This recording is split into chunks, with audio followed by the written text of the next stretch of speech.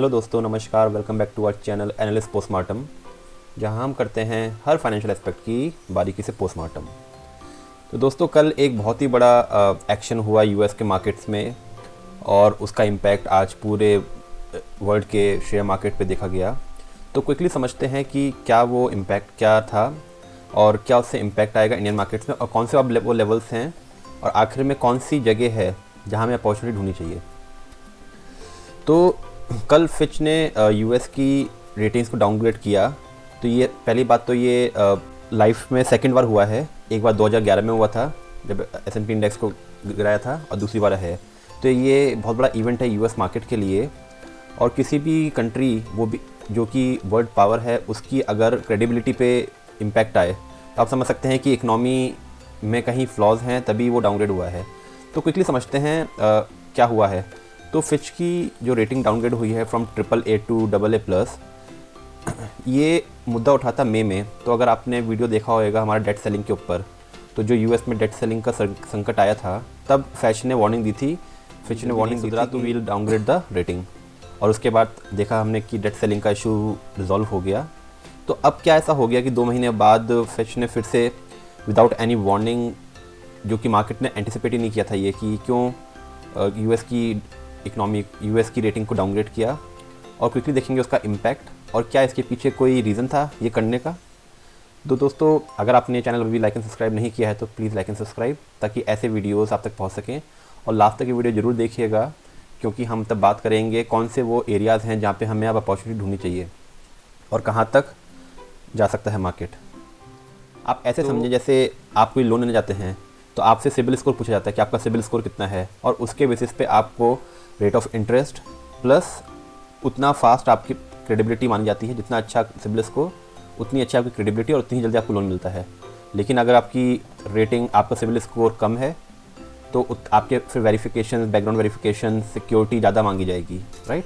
तो वैसे ही ये कंट्री के लिए है। तो अब कंट्री की रेटिंग डाउनग्रेड हो गई है। तो आपने देखा वाइट हाउस ने भी कल ये इशू किया कि जब गवर्नमेंट सिक्योरिटी दे रही है, जब गवर्नमेंट फाइनेंस पे सिक्योरिटी दे रही है, तो फिर फिच की डाउनग्रेड का कोई मतलब नहीं है। तो वाइट हाउस ने भी इसकी निंदा करी है, इस डाउनग्रेड को। तो अब आप समझ रहे हैं कि गवर्नमेंट और फिच रेटिंग्स के बीच में तालमेल नहीं हुआ है, जिसकी वजह से डाउनग्रेड हुआ है। अब कुछ एक हम लोग बैकग्राउंड देखते हैं कि क्या मार्केट में हो रहा है। तो यूएस मार्केट में अगर आप देखेंगे तो 34,250 जो लेवल था, इसको ब्रेक करने के बाद कंसेक्यूटिवली मार्केट 14-15 दिन तक बढ़ता रहा, और नीचे डाउनग्रेड आने का ऑप्शन कोई चांस नहीं था, क्योंकि बहुत मजबूत इकनॉमी ग्रो हो रही है, इन्फ्लेशन कंट्रोल में आ रहा है यूएस में, और सबसे बड़ी बात कि फेड ने रेट हाइक पे पॉज लगा दिया था। तो सब कुछ अच्छा चल रहा था।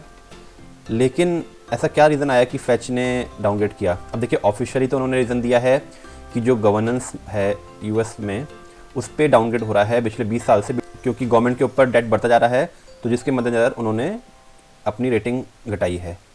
पर क्या ये असली रीज़न है जिसकी वजह से फिच ने डाउनग्रेड किया है? अब देखिए, हम क्विकली एक FIS का आंकड़ा देखते हैं। तो अगर आप देखेंगे कि नेट इन्फ्लो FIS का 2021 में उन्होंने 91,000 करोड़ निकाले, 2022 में 2,78,000 करोड़ निकाले। तो मोटा मोटा करीब 3,68,000 मार्केट से निकले, और आए कितने हैं?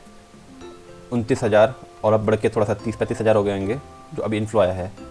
अब हो क्या रहा है, FIS के पास एंट्री करने का मौका नहीं मिल रहा है किसी मार्केट में, क्योंकि मार्केट्स इतने ओवर एक्सपेंसिव हो रहे हैं, और सारे ट्रिगर कोई नहीं मिल पा रहा उनको, ताकि इकनॉमी गिरे किसी भी कंट्री की। और देखेंगे ऐसे इंडिया हो गया, यूएस हो गया, कहीं भी उनको एंट्री पॉइंट नहीं मिल पा रहा है।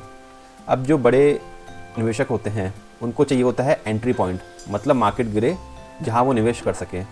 लेकिन अगर मार्केट नहीं गिर रहा है तो उनको एंट्री करने में दिक्कत आती है, और वो उस ट्रिगर को या तो जनरेट करते हैं या फिर वेट करते हैं। तो क्या ये फिच का डाउनग्रेड उसी एंट्री पॉइंट को ट्रिगर करने के लिए एक स्टेप था? ये तो कोई नहीं जानता। पर अब आइए निफ्टी की बात करते हैं। निफ्टी में क्या चल रहा है और कहाँ तक ये हमें दिखता है व्यू। तो हमने कई बार निफ्टी की बात करी है। तो निफ्टी में बहुत अच्छा कप एंड हैंडल पैटर्न बना था, और जिसके ब्रेकआउट के बाद हमने एक ऊपर रैली देखी, जो हमने बात भी करी कई बार, और जिसमें हमारा व्यू ऊपर 20,500 तक जा रहा था। लेकिन ये अब अनसर्टेन इवेंट आया है यूएस में, जो कि ग्लोबल मार्केट्स को इम्पैक्ट कर रहा है। तो देखेंगे फास्ट में इसने 19,990 के आसपास जाके वहाँ से एक कंसोलिडेशन मोड में आया था ये, जिसमें बहुत अच्छा ये बेस बना रहा था 19,600 के ऊपर। तो उसने हमेशा 19,600 के ऊपर क्लोजिंग दी, जहाँ की बहुत बड़ा एक पुट राइटर का सपोर्ट था। अब उसके बाद ये ट्रिगर आया आज, तो इसने अपना 20 दिन का मूविंग एवरेज जो कि 19,560 रुपये, उसको तोड़ के ये क्लोज हुआ 19,527 रुपये पे। अब देखें कि इसमें लोअर साइड में क्या तक व्यू नज़र आ रहा है। तो इसका एक इमीडिएट सपोर्ट बनेगा यहाँ पे, जो कि है 19,330 रुपये। तो यहाँ पे कुछ बाइंग अच्छी बाइंग आ सकती है, हो सकता है कि यहाँ से मार्केट रिवर्स करे। लेकिन अगर 19,300 इवेंचुअली ब्रेक होता है तो फिर नया हमारा जो 18,800 करीब मान लीजिए 18,900, वहाँ तक जाने की क्षमता रख सकता है मार्केट। और लोअर साइड में इससे नीचे रिस्क नज़र नहीं आता है किसी भी हाल में, और इमीडिएटली तो बिल्कुल नहीं थी, क्योंकि डाउ जोन्स भी देखें तो आज की डेट में डाउ जोन्स 0.65% ही गिरा है इस न्यूज़ के बाद भी, और इंडियन मार्केट ज़्यादा गिरे हैं।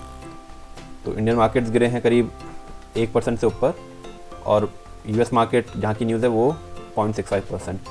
तो लोअर साइड में अगर आपको एक मौका मिले 19,300 के आसपास, तो वो एक अच्छी बाइंग अपॉर्चुनिटी बन सकती है। और अगर फिर आने वाले दिनों में लगे कि वो जो राइज़ हो रहा है वो सस्टेन नहीं हो पा रहा है, तो फिर अगर ये सस्टेन नहीं हो पाता है राइज़,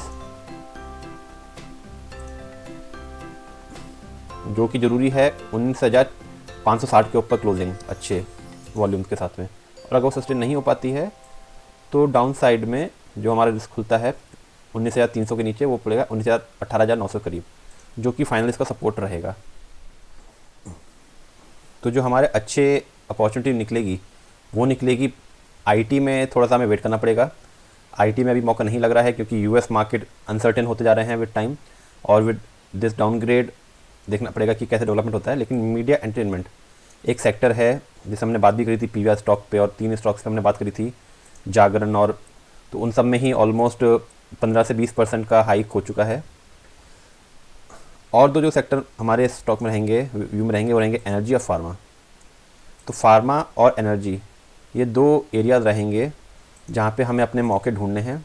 और स्पेसिफिकली अगर एनर्जी की बात करें तो इसमें गेल हमारा एक बहुत पसंदीदा शेयर है, जो 110 के ऊपर ब्रेकआउट के बाद हमने इस पर व्यू रखा था। और पावर ग्रिड एक अच्छा ब्रेकआउट देने की तैयारी उसने करी, 270, 260, 65 तक इसने क्रॉस किया। तो ये दोनों स्टॉक हमारे अच्छी नज़र में रहेंगे। और अगर बात करें फार्मा की तो फार्मा में आप देख सकते हैं कुछ शेयर्स, जिसमें हम अगला वीडियो में आपको बताएंगे कि कौन से फार्मा शेयर्स अच्छे परफॉर्म आने वाले टाइम में कर सकते हैं। तो होप ये वीडियो आपको पसंद आएगा और आपको समझ में आएगा कि कहाँ पे निफ्टी में सपोर्ट बन रहा है और अगला स्टेप कहाँ रहेगा। तो if you like this video please like and subscribe. Thank you.